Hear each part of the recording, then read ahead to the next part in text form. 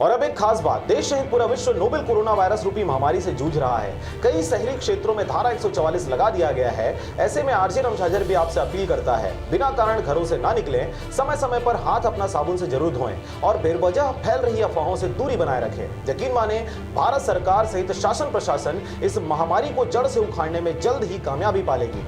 धन्यवाद।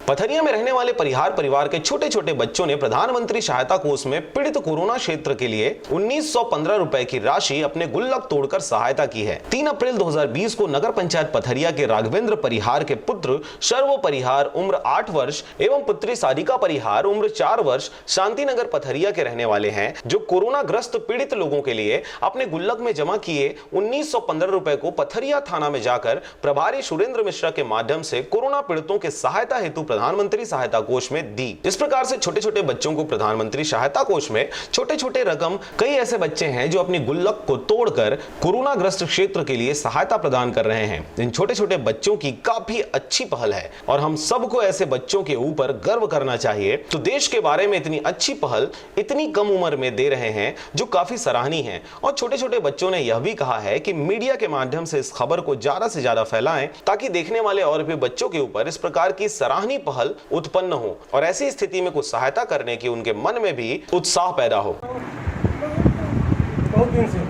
तो आपका ख्याल कैसे आया कि इनको गरीब खाना को देना है, जरूरतमंद को देना है?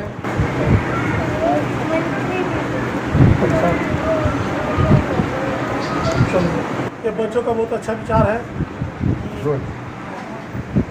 सोशल मीडिया में देखते, समाचार देखते हुए ये कोरोना वायरस से पीड़ित परिवारों को देने हेतु विचार है। अपना काफ़ी दिनों से जमा किया हुआ गुल्लक दान में दिया है। ठीक है।